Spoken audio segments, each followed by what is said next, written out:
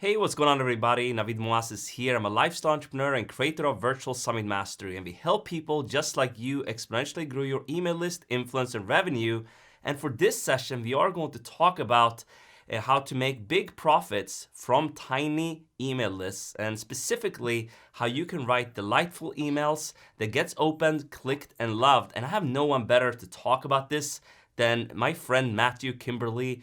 He's the creator of Delightful Emails, as we talked about in the title here, the session, and he's the author of How to Get a Grip, and he also was the former head coach of Book Yourself Solid School of Coach Training. And actually, we go kind of way back. He was a speaker on one of my first summits back in the day, and also I think he has my kind of old or actually a very new stand-up desk he's using there in his office, because when I left Malta behind, actually I gifted him that because I couldn't bring it. So that's a little side note for you guys. But Matthew, I'm really happy to have you on here. Well, it's a huge pleasure to be here. Thank you, Navid. And you're absolutely right. I would never have myself shelled out on a $1,000 plus standing desk. So I'm hugely grateful that you're the man who made that possible. And I'm sitting at it right now.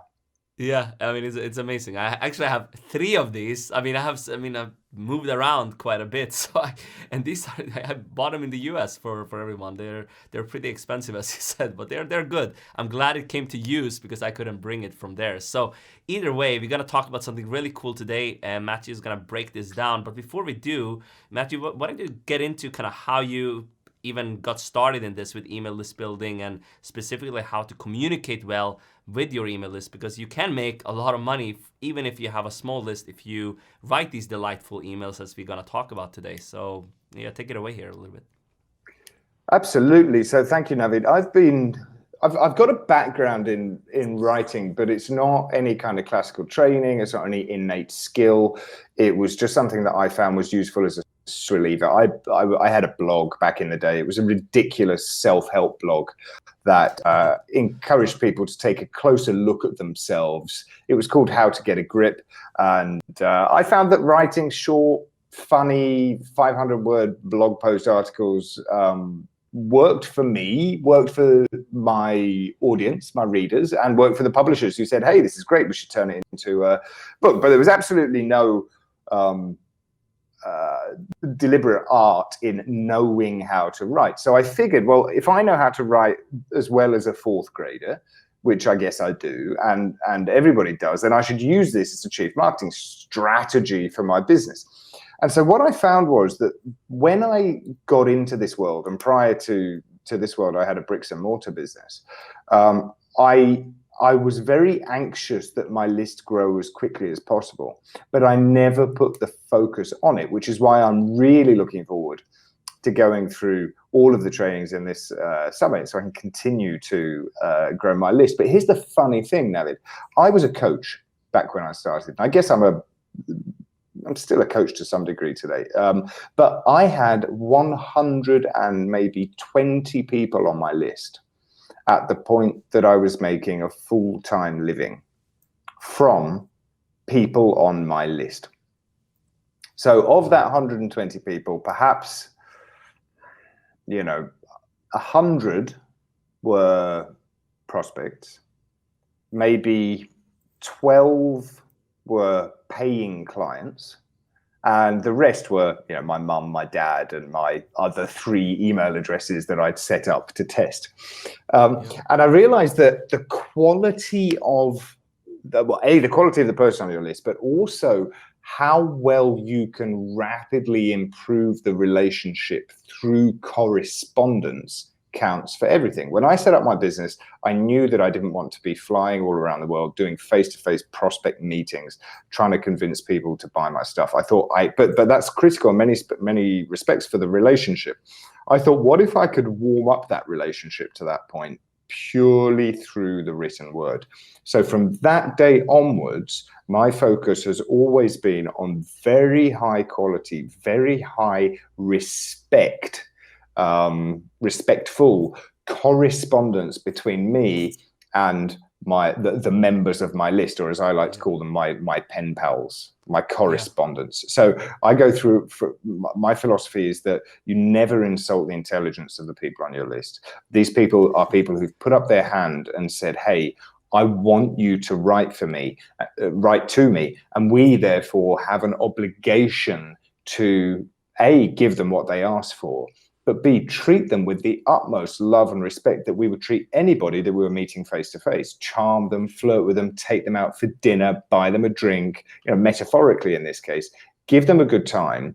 And then what you have is, of course, not everybody on your list will become a customer, but those that do find it very easy to become customers of yours when you make the offer, which can be in every single email. I'm certainly not averse to selling with every single email. When you make that offer, you'll find that you have this hardcore of people who have fallen in love with you because you've dated them by email. And when you say, hey, do you want to be my boyfriend? Do you want to be my girlfriend? Do you want to be my customer? It's an easy yes for them. Awesome. And before we actually get into kind of sharing more how people can actually do this, why don't you break down some great results maybe you have achieved, any of your students, whatever. Just break down some results. If you implement some of what we're going to share here, what type of results can people expect from this, in terms of, more opens, revenue, anything in between there? Do you have anything to share around that? Yeah, absolutely. So, but hard numbers, I think I have fewer than 5,000 people on my list with an average open rate of maybe 35 to 40%. I email infrequently, although there was a period back in 2014, 2015, I was emailing every day, which was an excellent discipline for me. I didn't see any drop off in revenue when I stopped emailing every day. Now, I did it every day for a year, maybe even longer, and it was a very, very good exercise at working the muscle, the marketing muscle, the writing muscle. My prospects, my list members loved hearing from me. In fact, if I ever missed a day, some people would write to me and say, hey, where was yesterday's email? But I didn't notice any specific change when I went to less frequently. So now I write when I have something to say. To give you some hard numbers, the most recent is a program I run called Delightful Emails, which I sold out to the tune of, figures. I know this because I was doing some figures the other day, to the tune of $68,000 off 2 emails to my list. When I sold it once as a live course, and now it's available to do on your own time. That was 2 emails to small lists, which generated not exactly, but between $68,000 and $69,000 in revenue off 2 emails to my list for a course / information product. That's awesome. And I know you've also done really well with affiliate promos, right? And you have been top of leaderboards for some of these, and you don't have the biggest list. I mean, there. people so like, why did you share for that example, Todd? So for example, thank you for reminding me, because I forget, because really 100, I do speaking from the stage, I do speaking on the stage, selling from the stage, some JV stuff where kind of people send me to webinars. But other than that, 90%, maybe 80 or 90% of my revenue comes from email, whether that's filling a course, filling a program, filling a workshop, or, as you so rightfully reminded me, affiliate promos. So let's take the case of Todd Herman, who I have promoted, I think almost, he has a program called the 90-Day Year. If you're not familiar with Todd, it's one of the best. He won't call it this, I will. It's a project management program. It's really how to get important stuff done in your business. And I'm a huge fan of the program, and I knew that I could talk about this in a meaningful way. I'm also a repeat customer, a repeat client of Todd's. And so I was joining his affiliate promos, and he runs affiliate contests along with people with enormous lists, lists of, and here's me with my 5,000, people with lists of probably 500,000, some of them. Always been in the top 10. I think in one instance, I was in the top 3 for results. I've earned 6 figures through promoting for him, 5 figures easily through promoting for other people. Again, sometimes with just 1 email. So yeah, and it's because Michael Port, who was the creator of Book Yourself Solid, said, years ago, and I've taught this since I've absorbed it, people will make investments in you and in the opportunities that you present to them that are directly proportionate to the amount of trust that you have earned. What I believe my edge is when it comes to things like affiliate promotions and making bank with emails is that the trust has been built from day one through my emails. And so what I have now is a group of people who are happy to say, yes, if Matthew says it, then we should do it, irrespective of how good my copywriting is, irrespective of how good my persuasive powers are, irrespective of whether my subject line has been split tested. None of those things are important when the trust is there. And I've built trust by telling stories. And that's what a delightful email is all about. Love it. This is awesome. This is exactly where I wanted to take this, because now people might be wondering, so how do you actually do this? You know, some objections might be, I'm not a copywriter, I'm not a writer, I have never done this. But then you just said here stories, right? So why don't we break this down a little bit? Where should people even get started? I mean, there might be some people here, they haven't even, you know, been communicating consistently with their list. How can they get going with this and get those delightful emails going so they get higher opens, clicks, and all of that we want? Right. Well, I think that there is there's some best practices to begin with. You know, if people sign up to hear from you and then they don't hear from you, that's a problem that can be fixed. And it's better to say something than nothing. So a good welcome sequence is a fantastic idea. And I have a template for that. I'll be happy to make available to anybody who would like that. Yes, I wanted to ask you one thing with you around this, actually, because I mean, that's something we do. I don't know if you're probably familiar with Andrew Chaperon, right? He talks about this kind of soap opera fantastic. He's a super smart guy. Yeah, I love what he's doing with this. I mean, you have similar but little different approach, right? But are you a fan of these soap opera sequences? Kind of when people sign up, they're getting these emails, so they actually get encouraged to open the next one after that. Is that kind of the way you are structuring your emails as well? Andre is an absolute master when it comes to that. You know, I can't hold a candle to his depth of intellect when it comes to structuring persuasive copywriting sequences. I'm a customer of his. I haven't yet finished Autoresponder Madness, which is where he talks about the soap opera sequence. But I have used his sphere of influence training for designing written funnels, which work phenomenally well. So yeah, I mean, I think yes. Is it a strategy that I use?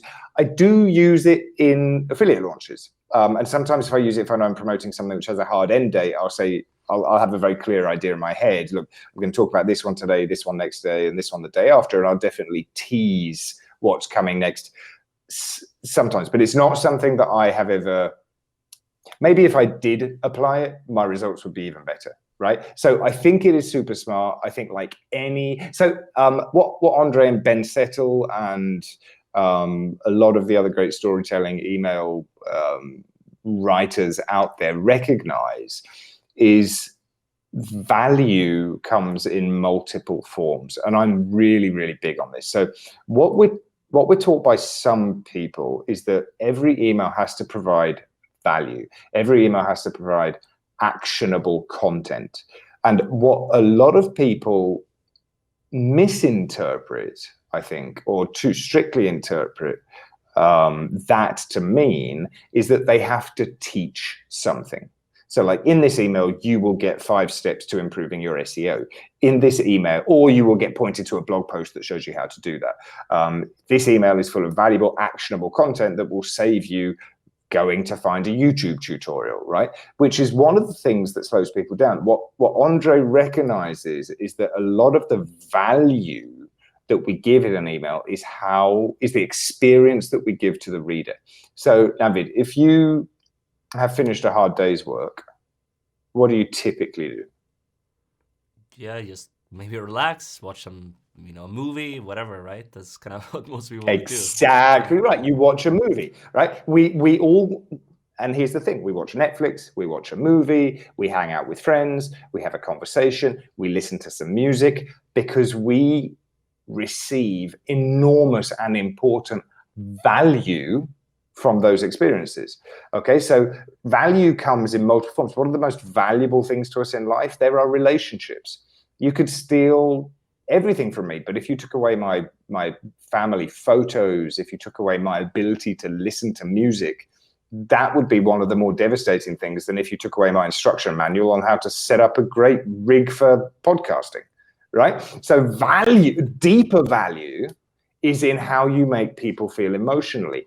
And we all know, like people say, oh, maybe I shouldn't email too often. Well, that's rubbish. You know, that's like saying the next Game of Thrones episode is going to be out in a month because we don't want to overload you with Game of Thrones episodes. Are you mad? I need it tomorrow. I don't want to wait a month. I want it because I get so much value from it. So what the soap opera sequence does, and I hope I'm not, because I'm not an expert in it, but I think what Andre clearly recognizes there is that people express their values with where they spend their time and they spend their money. And a lot of time and money is spent on eliciting an emotional response: travel, television, music, relationships. So I agree with him entirely in that respect. Cool. Yeah. Awesome. Yeah, I mean, the way I got from him, I mean, he has long ones, really long ones, but you can, you know, if you're starting out, you can have like a 5 or 7 day kind of welcome sequence or something, and just kind of, you know, have a similar approach to this. And we're gonna obviously share some strategies here. And then what I've heard people do, that's kind of also a little bit what you talked about. I mean, talk about basically emails about almost nothing, like sharing stories, and kind of, I've heard people call it the Seinfeld emails, right? That's kind of what you do after a soap opera. You can get into these daily emails or a few times a week, just basically emails about nothing, just sharing stuff, right? And that's kind of, you can email more often than you think. I think that's what I see digital marketer do with Ryan Dice. They send like 2 emails a day or something like this, crazy, right? But they make a lot more money. I mean, that's kind of what you can do as well, but you have to make sure you implement some of these strategies here. So why don't we break this down? What does a delightful email look like from kind of start to finish a little bit? How do you kind of structure them so they do get, you know, you have a very good engagement on your list, Matthew?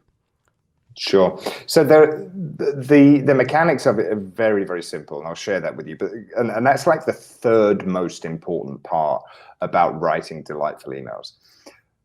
The 3 reasons I think that people are less bold or confident or effective or are having less fun with email writing is because firstly they don't know how to be themselves, right? Their voice is kind of a bit weird.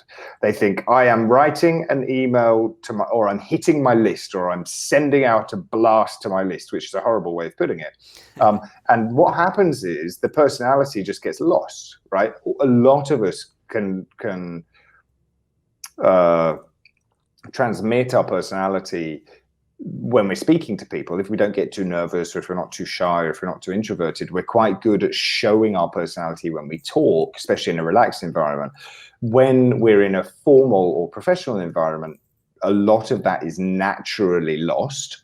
Like, you have your stage voice and you have the voice you use with friends, right? You have your suit that you wear for work, and you have the tracksuit and trainers that you hang out in at home, right? You have the person that you are with your kids, and you have the person that you are with your boss or with your customers. And often they're different. And that's a shame, because what happens is when people write emails, they sound the same as everybody else. And in internet marketing terms, especially, that can veer towards the psycho, like super hype, full of best offer ever. You know, you've got to win that affiliate contest. Click here, don't delay, do it now. I totally agree there's a place for urgency and scarcity, but more important is not insulting the intelligence of our clients. So rather than having every email be a direct response sales piece, and there's a time and place for those, but not in the relationship building phase, that's a problem. Or we become super boring, like corporate email senders. So like, how boring are they? You know, dear esteemed customer, dear valued customer. Right. And they give you something really boring and dull, which is written in a corporate voice. So the trouble is, people don't sound good, and they realize it, which makes them less confident when they're writing the email. That's problem number one, which we need to solve before anything else. Problem number two is people generally don't know what to say. Unless they're promoting something, they feel that they have to come up with a new piece of valuable or actionable content, as I referenced earlier, every time they send something to their list, which means they end up in this endless spiral of content creation. And when I say content creation, I don't mean conversation. I mean, this has to be useful. Well, we've already covered this, Navid. It doesn't have to be useful. Your call to action does not have to be go and apply this. Your call to action can be think about this. Your call to action can be laugh at me. Your call to action can be go and have a whiskey and enjoy the weekend. I frequently send emails that say that, right? So you get stuck with what to write. And so content creation, which is like, what do you prefer to read? Who do you prefer to hang out with? The guy, I don't want to flog a dead horses, but we don't want to hang out with the guy who is the teacher all the time. Sometimes we want to see the friend or the father or the lover or the sports coach. So when you've developed your voice, your persona, this character of you, which in turn informs your vocabulary, it informs the world in which you inhabit, that you invite your list member into, you then have to say, well, what am I going to talk about? Now, that is a large part of what I teach. And really, I've got like 5 or 6 very, very specific strategies, which take a little bit of time to explain. So rather than getting to the depth of that, I want to get to the next problem. But I've got this system, 3 or 4 systems, where you can generate almost endless, in fact, I'm going to say limitless, infinite things that you are qualified to talk about based upon your experience. Yeah. And if we would sit down for an hour and a half, 90 minutes, maybe 2 hours, Navid, you and I, we could come up with 50 emails that are interesting, that are fun, that are readable, topic matters, subject matters, based upon what you have done today. What have you seen? What have you smelled? What have you experienced? What have you read? What have you looked at? Where do you live? Where did you go on vacation? All of these things. These can make genuine content for emails that your list who are falling in love with you are going to be very hungry to consume. So that's the set. And then there's the subject matter prompts, like what are you qualified to talk about? What are you stuff like that? So I've come up with a very mechanical way of completely eliminating writer's block. But the third part is, now they know what to say. You're not sure that you've got to develop your voice. You don't know if you sound great. Second part is you don't know what to say. And the third part is you actually don't know how to write the email, because you sit down, you go, okay, I think I'm going to write about this. You look at the blank screen, you say, well, where do I even begin? I know that I want to talk about this, but do I start with dear friend? Do I start with hello first name? Then what's the first sentence going to be? And that can cause so much friction and resistance. I know I want to write an email about how to train your dog, but I don't know where to begin, right? So I've got a process, a system, which I call the skeleton, which completely eliminates that issue, right? So can I share that? This is like a good teachable moment, okay? Yeah. So to have a perfectly serviceable email, like an email that will do the job, we need to have a call to action, right? The call to action, as I said earlier, could be think about that. It can be click here. It can be buy this. It could be register now. It can be laugh at me. It could be watch this video. It could be go and look at this blog post. But we need a call to action. Right? So that's where you begin. It's typically the very last thing. And let's say our call to action in this case is click here to find out more. Okay, super simple. That could be friendly. I'm hosting a list building summit. Click here to find out more. I'm hosting a workshop. Click here to find out more. Okay, so that's it. That's our call to action. If you want to find out how to train your dog better, click here to find out more. That's the first thing that we write. It's actually at the bottom of the page. Call that the call to action, right? The next thing that we write is the point. Like, so we've got, I'm hosting a dog training seminar, click here to find out more. Then we have to give them a reason to do that, right? So I'm hosting a dog training seminar, click here to find out more is the first thing that goes on the page. Then we've got to give them a reason to do that. So typically we're going to say, you know, if you're somebody who has trouble controlling your dog, then. So what we have now is the point, like if you're somebody who has trouble controlling your dog, then, comma, call to action. I'm hosting a dog training seminar, click here to find out more. You with me so far? Yeah, for sure. I mean, I Sounds just wanted to good. jump in quick. Just wanted to jump in quickly. I mean, this is really valuable because a lot of people, as you said in this longer reel, but it's really good because most people they might use swipe copy for promotions. I think they have a time and place. You can use it as inspiration, right? But it's not what you should be like just swiping in your email, because then you sound like exactly what you said, everybody else. And it's kind of like you talked about the characters. I think it's the importance of having the attractive character in your emails and kind of sharing stories and developing that voice. I mean, that's so important. Then you are going to become a lot better. And also, we're gonna to get into a little bit more, getting some more ideas for the emails as well. I mean, you said you can, for one day even, you can come up with 50 different topics and ideas to have in one delightful email, right? So, I mean, it's really powerful so far. So, yeah, let's keep going. Absolutely. And this might sound simplistic, Navid, when I say, look, this is how you actually write the email. But what about if we could eliminate all of the friction in getting an effective email out there? Do you think you'd send more of them? Yes. Do you think you get better responses? Yes. So bear with me while I go through the backwards way of writing an email. So instead of starting with dear friend, you actually start with I'm hosting a dog training seminar, click here to find out more. And then we go, well, who's it for? If you are someone who has trouble controlling your dog, do you ever start, like, I'm by the way, hosting a Matthew, seminar. do you see a lot of people, sometimes I see even people that shouldn't be doing that. They're using like these kind of formal language in emails. I mean, I don't think that tends to, I mean, and depending on who you are, of course, but that doesn't work too well. I mean, I think you should write, you know, as they are your friend in your audience, pretty much. That's kind of how I tend to write my emails. I try to, you know, call them by name if that makes sense, if you have their name in your database and stuff like that. That's how I do it, more casual, but I guess everyone is different depending if you know, writing for, you know, very professionals and stuff like that. So what's your approach to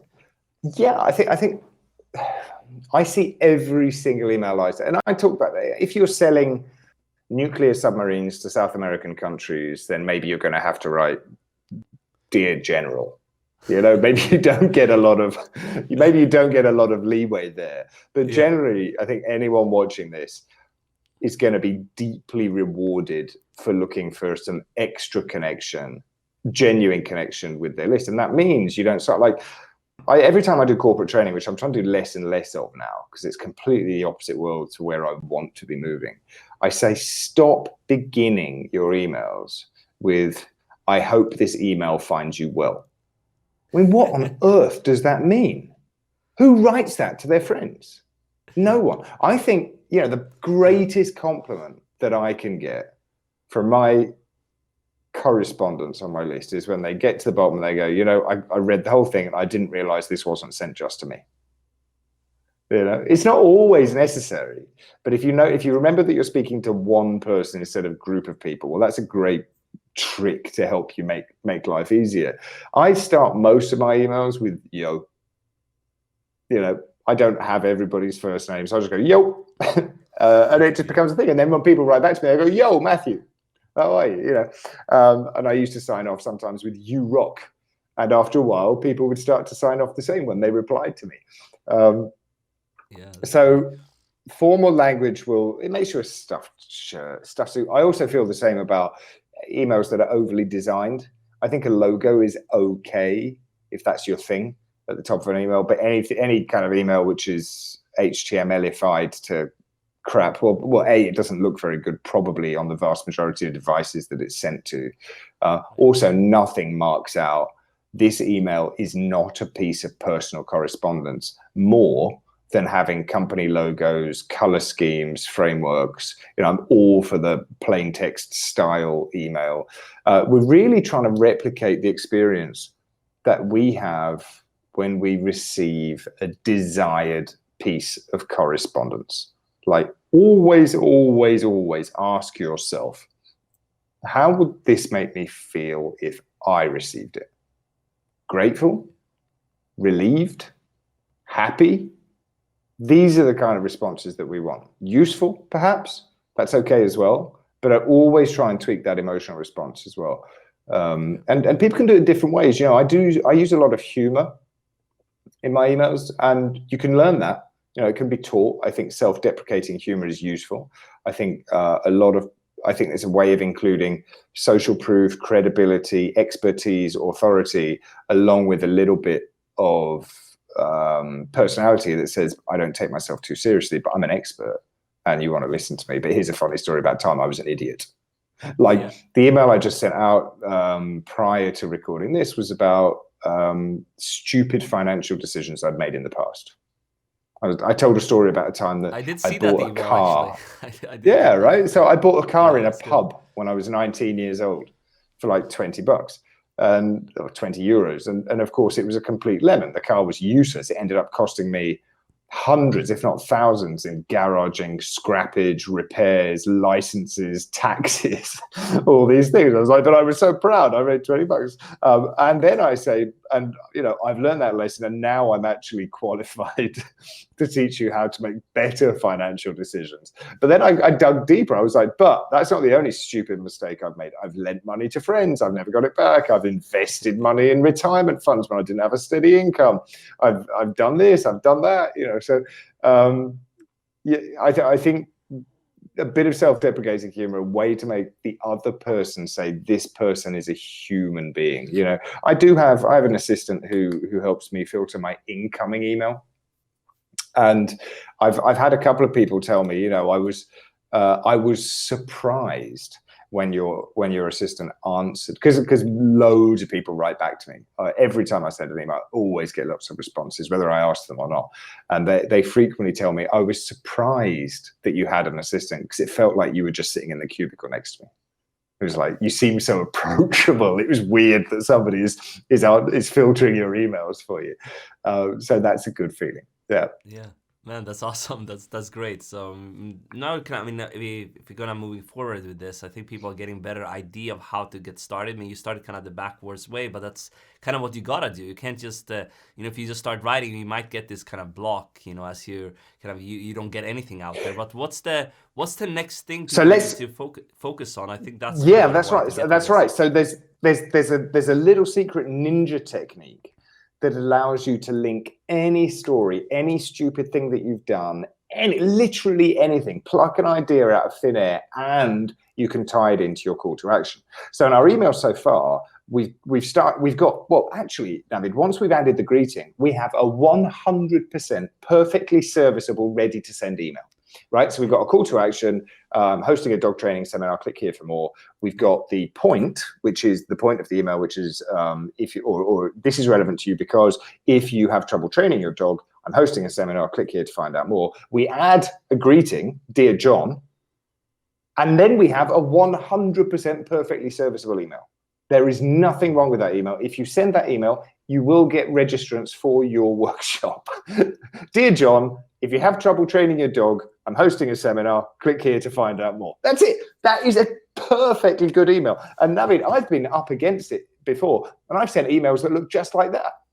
Hey, like Profit First is something I teach, right? Profit First, which is financial cash flow, better cash flow management for business owners. I've sent out really, really, really effective emails that says, hey,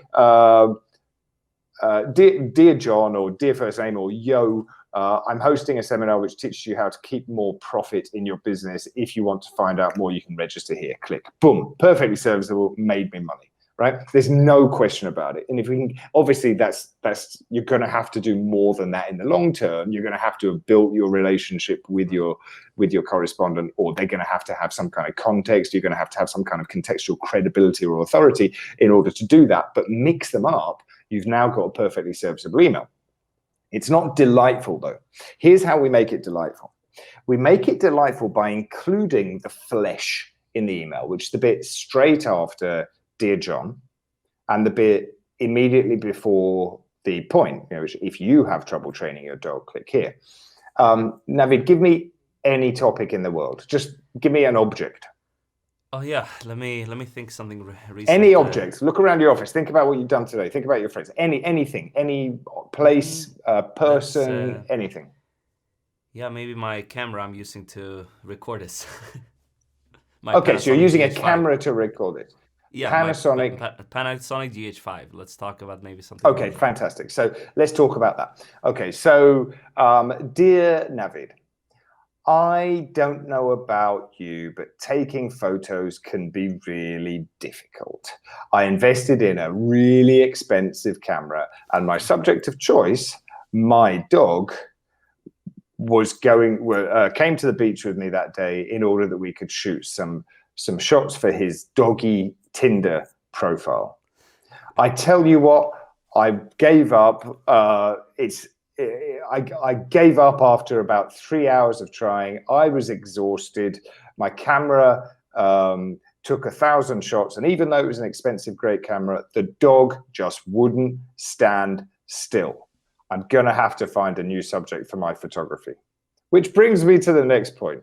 If your dog doesn't play ball, and if you need help controlling your dog more so that you can take better photos, I'm hosting a seminar, click here. Right?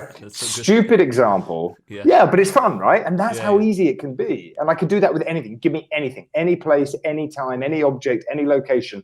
We can always tie it together. Now, what we do want now is some element of truth, right? So I recommend that we spend more than, what did we just spend? 45 seconds writing an email that's made up.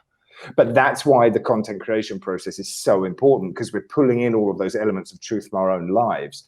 And then we master the segue. The segue is the bit that ties the story to the call to action. So the segue, S-E-G-U-E, is the bit that says, here's something that happened, but I need to tie it with the bit that I want you to do. So let's master that. And that can be as simple as, which brings me to, or speaking of, my best friend is, let's say instead of your camera, you'd said my best friend. Say, my best friend is a pain in the butt. He never answers any of my text messages. He always stands me up. He always runs half an hour late.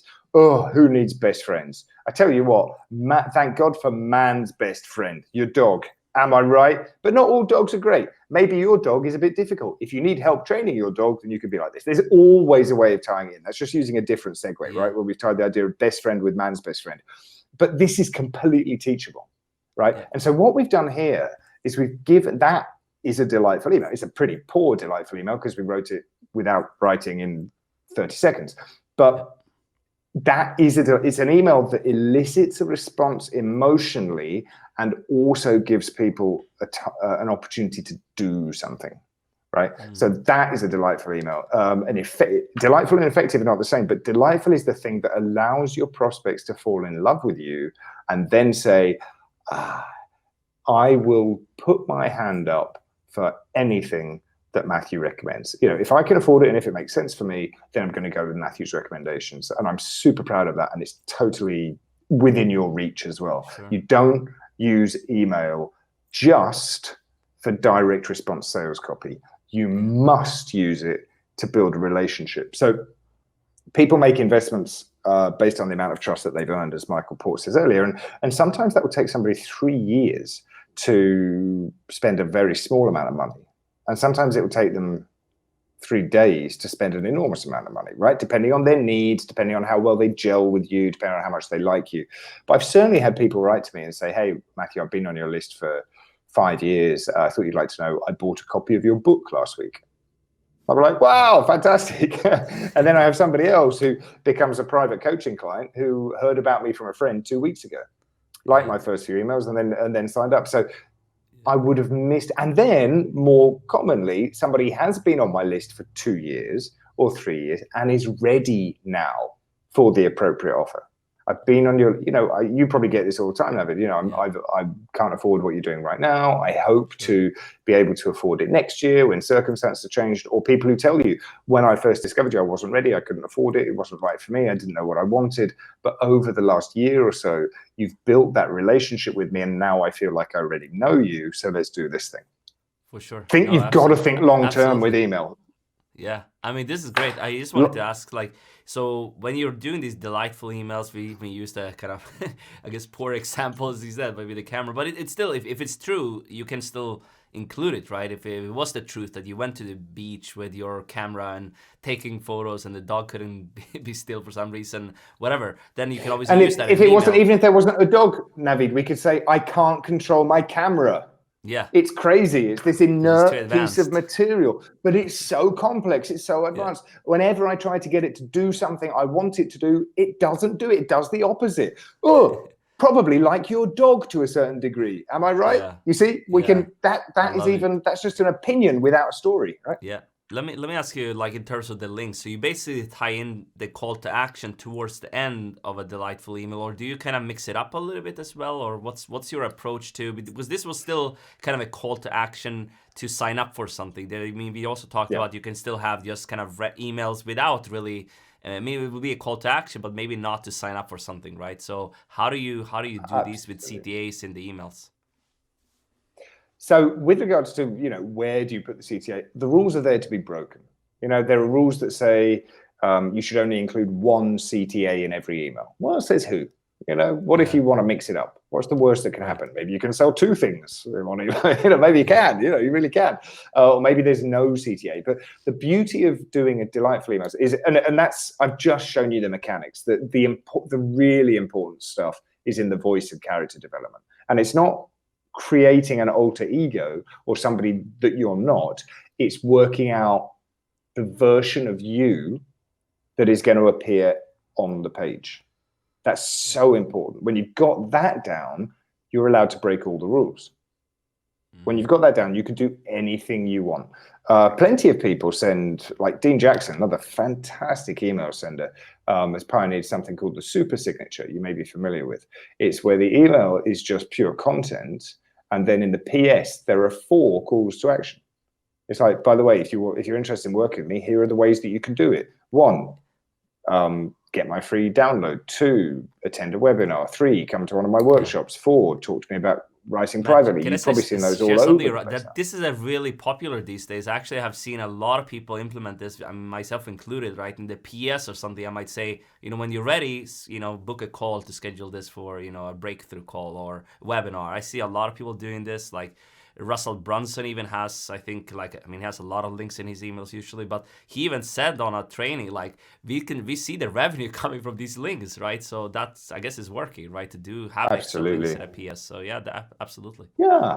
And I'm a bit of a geek, so I love testing these things. If you're going to be doing that, you're going to be using tracking links with UTM parameters, and you're going to know that, I know how many downloads of various things I can attribute to an email signature, to a blast signature, to the second link in the email instead of the first link in the email.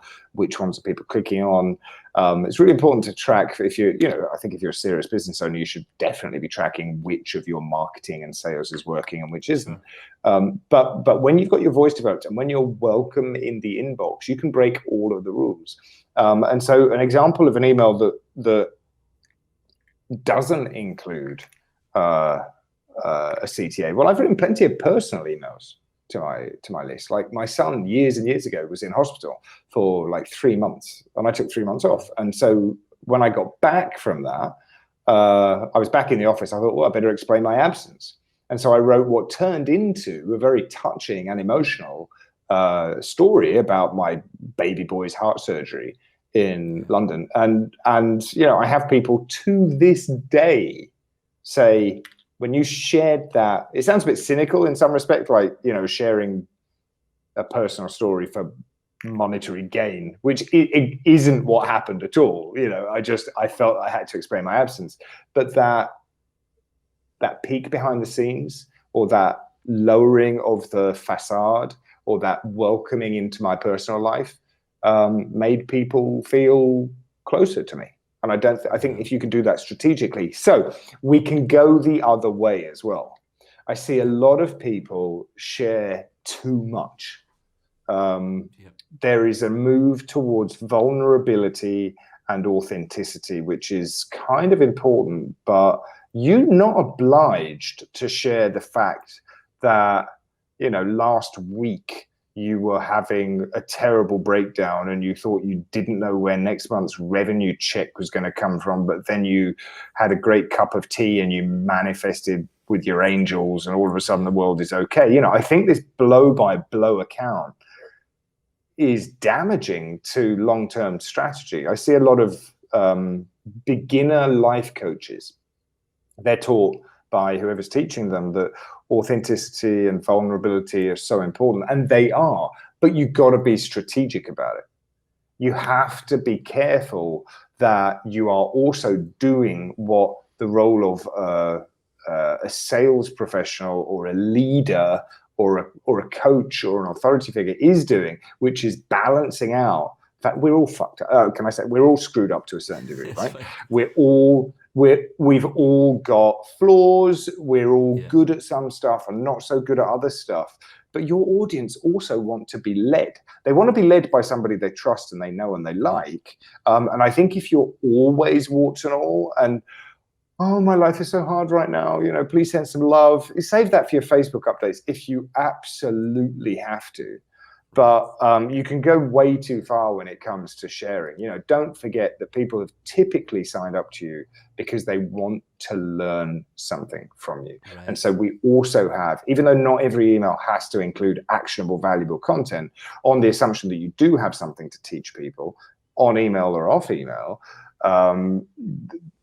you also have a duty to deliver upon deliver on the contract that they signed up with you.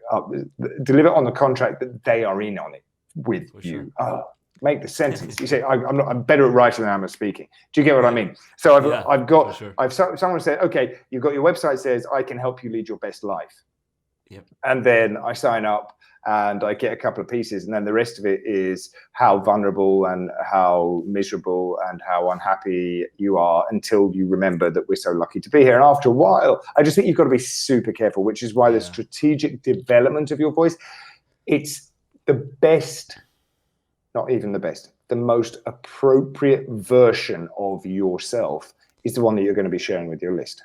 Right, there's plenty that I wouldn't share. Plenty is private. Let me ask you something around this, because I think there might be some people watching. They're like, I'm struggling with this. How can I develop this kind of attractive character that people want to hear from and have my, authentic voice in the emails? What's some tips for? Obviously writing and developing this over time, but anything people should think of when they're doing this other than what we just talked about? Yeah, I do. There's a whole exercise that I would suggest that you go through, which is available in my course, funnily enough. But I think the basic premise is you've got to think about how you most want to be perceived in the world. Like in my case, I'll give you my. I basically want you to come up with a persona profile. Right. And so I thought, how do I want to be seen in the world? And through a series of activities and questions and prompts, which ask you things like, what is your stance on drug taking? What kind of movies do you like to watch? Who's going to play you in a character of your life? Do you swear? There's like 3,000 questions that really work out what kind of person you are. And then you think, how do I want to be seen? And you're going to come up with a persona profile, a kind of statement of who I am. It's almost like a mission statement not for your business, but for your voice. And mine is, I'll share mine with you right now because it'd be useful. Actually, I put this above my desk most of the time. That reminds me of the voice that I am writing with, because it's the version of me that I want to project to the world.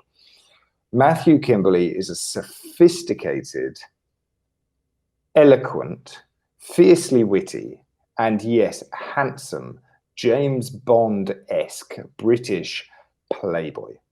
He's known for his erudite vocabulary and elegant presentation skills.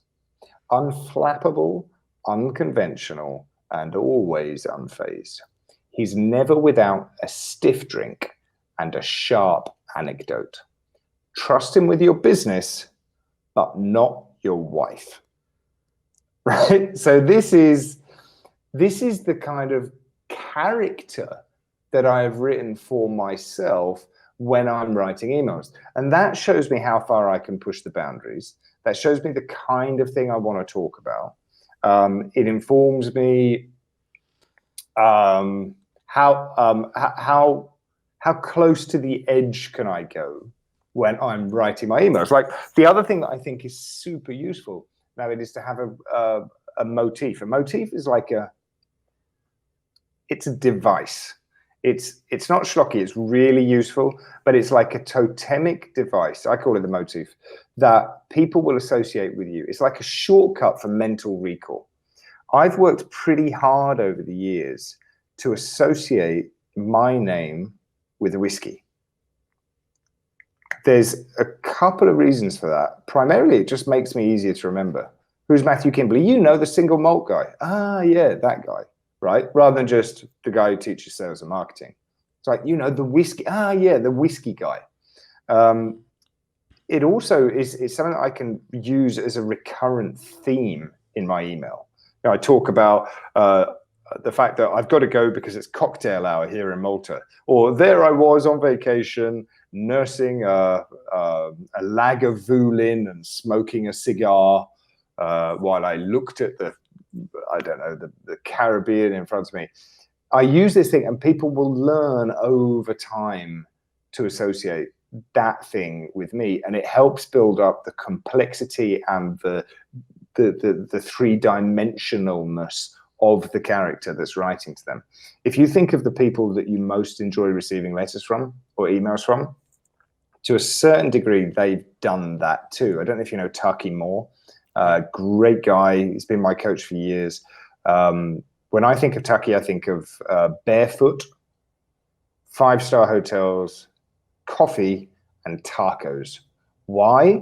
Because he has trained me to associate that with him. And I don't just have a voice or some instructions, but I have a fully, it appeals to the other senses, right? It's the visual, it's the taste, it's the tactile.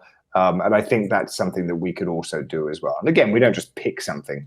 Like, I don't know, I always have a notepad with me. We put our script writing head on and said, what does this character want to be associated with? And now, you know, I name my programs after whiskey-based drinks, and I have whiskey as a logo for my podcast and things like that. And it's a small thing, but it's really, frankly, Navid, it's a branding exercise. What is voice in communications if it's not branding? Yeah, I love this, and we will link also up a downloadable below this session as well, so you can, you know, some of what we've talked about today. We get that. Obviously, has an in-depth course, Delightful Emails, is really good as well. That I actually am a member of. I took it, going through it actually at the time we were recording this. Is really great actually to go more deeper into some of this. But I wanted to get into a little bit what we discussed before. Navid talked about the voice, which is really important, but also kind of, you know, give people some ways to come up with these ideas from their day or what they are doing, right? So they can maybe at least get their few first emails in the can, right? That would be a good way. And then obviously if they want more, we have some resources below they can check out as well. Absolutely. So the most important thing is to master the segue. And I think we've given a pretty good example of that earlier on. You know, we say you can talk about anything if you can tie it into the call to action. Even if the call to action is, think about that. So if you just, let's say it's 5 o'clock today, whenever you're watching this, gets to 5 o'clock, 6 o'clock, 7 o'clock in the afternoon, or maybe 9 o'clock, you've had your dinner. If you go back through your day, hour by hour, and ask yourselves questions like, just hour by hour, what did I see? Who did I talk to? What did I talk to that person about? What did I eat? What did I smell? What did I read? Where did I go? Just kind of ask questions about yourself. And what you'll end up with is a list of objects or a list of prompts. So I spoke to my friend Navid. Okay. Good. Well, what does Navid do? Who is he? What's interesting about him? Oh, Navid was a male stripper in the clubs on the Balearic coast. Okay, well, that's interesting. Maybe I could write about strippers in clubs in Ibiza. Maybe he has got, I don't know, maybe he's got a new exercise regime. That's something I spoke to him about. Oh, he's been jogging. Maybe I could write an email about physical exercise. And if you're selling dog training, both of those things, entertainment, like, I don't know if you've ever been to Ibiza, but there's this one club that has male strippers, and my friend Navid used to be one, and it's so important that we get our visual stimulation depending upon what it is that excites us. Of course, different people are excited by different things, just like dogs, and you don't know whether your dog wants a hard chewable or a soft chewable, right? So we've done that. The next one is, what did I say? New exercise regime. Okay, so I bumped into my friend Navid today, and guess what? He's now running 5 kilometers a day. That's fantastic. He's looking like a new man. The most important thing for humans as well as dogs is exercise. If you're not exercising your dog regularly, then don't be surprised if your dog is fat.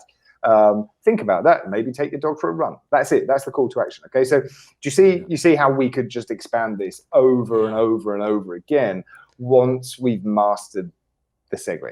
It doesn't have to be interesting. It just has to make us think. Now, here's the thing. Seth Godin was asked, apparently, and this is third-hand or if not fourth-hand knowledge, once upon a time, it's like, how do you manage to write every day?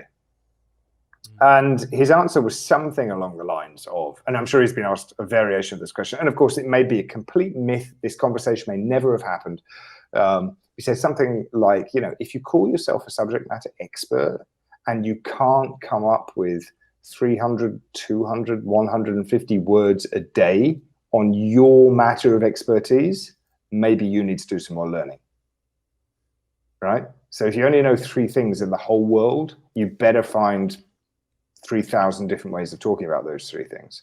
But typically for people who are knowledge-based workers who are using email as a marketing and sales tool, there's stuff we know that people want to know. So we can find a way of tying in any tiny element of a story with the perfect segue into a call to action, which probably like the soap opera sequence that you mentioned earlier will have the effect of being kind of one-off standalone Netflix specials every time they hit the inbox. Yeah, I mean, this is great. This is awesome. And I'm sure everyone watching here, maybe you got from not knowing too much how to do this, because I mean, I get a lot of emails in my inbox. They pretty much all look the same, right? I mean, that's kind of what it is. But when implementing some of these strategies Matthew shared here, I mean, then you are going to actually stand out in the inbox. I mean, suggest actually getting on Matthew's list. Check it out. There's some other ones we mentioned, like Andrew Chaperon, be on their list as well. Check it out how they are doing it. But that's kind of how you can learn. You gotta not copy them, but you're gonna actually develop your own voice and attractive character, so you can write delightful emails as well here. So is there anything else we kind of missed to touch upon? Anything else you want to share before we wrap up this session, Matthew? Yeah, they should be delightful for you as well as for your reader. So that means you've got to learn to have fun. You've got to give yourself permission to find your voice. If you want to get this, if you think you could become an expert at it in 5 minutes, you're doing yourself a disservice. If you think expertise doesn't matter, but fun communication matters so much more, then you go for that. The other thing I would say is, people often ask me, well, how long should an email be? And I say, as long as your email needs to be. If you're telling a great story, let it go for 3,000 words. Who cares? If we really replace the idea that we're hitting our list with we're writing to a friend, then your email will be as long as your email needs to be, and people don't need to worry about that. You're allowed to have fun with it. You're allowed to enjoy it. You must be patient with it, and you must not be afraid to make sales offers. I see a lot of people who go with a softly approach to their list. Like they'll say things to me like, my list isn't used to being sold to. Well, whose fault is that? But it's not too late to fix. Maybe the reason they haven't bought anything off you is because you haven't given them enough opportunity to. Not you haven't convinced them enough or persuaded them enough or used sharp enough copy. You just haven't been direct enough. Don't forget, even though you're treating your prospects with love and respect and care, and you're treating them as the intelligent, sentient beings that they are, this is also a commercial relationship. And when you write delightful emails, you will find sometimes that people write back to you and they feel that they can talk to you as a friend, right? Which is great, unless they're scolding you. Like, I'm really disappointed in you, Matthew. I didn't think you were the kind of person who would ask me to buy something. You're like, listen, I appreciate that you feel you can talk to me like this, but this is a commercial relationship, and we should never forget that. But we can have a lot of fun with it. Yeah, absolutely. And I mean, this is so important what you shared here around training your list. If you never have a call to action to sign up for something, to go buy something, what do you think happens when you actually want to do that, maybe for your own products or something in the future? Well, you're gonna hear crickets because you haven't trained them. They think it's just free value all the time, which is important, but you're gonna have that balance and also offer something. And I think that's what I see across the board. Like for my list, for example, we have a very, very high ROI for people coming in. The lifetime value is very high on the list, and we just sent few emails can make a 5-figure, sales for that. Just kind of even for an affiliate promo, right? Just sending a few emails, talking about it in a good way, then they trust me because I have that relationship with my list, right? So it's not the big lists. I mean, that's great to have a huge email list and all this, but it's the most important thing for me at this point is the relationship I build with my subscribers, and that's kind of what you can do when you're writing these delightful emails. So I think this was really awesome. I think people got a lot out of this as well here. But where can people connect more with you? Where can they download this PDF I kind of hinted about a little bit so they can get kind of a summary of what we talked about here as well, and some other things too? I think to get the most appropriate and relevant, immediate thing from this is to go to delightfulemails.com/Navid, Navid, because I've prepared some special materials, especially for anybody you send my way, Navid, and it's the most obvious next step after that. And after that, you will also receive my delightful emails, and I'll point you around my website and show you all the fun things that are going on. But that's the best place to go right now. Awesome, man. I highly recommend that. And if you have any takeaways from this session, leave a comment below as well. Tell us that you downloaded the PDF, and tell me what you think about this session. Connect with Matthew as well, as you said. Get on his email list by signing up there, and I'll talk to you guys very soon. Ciao for now.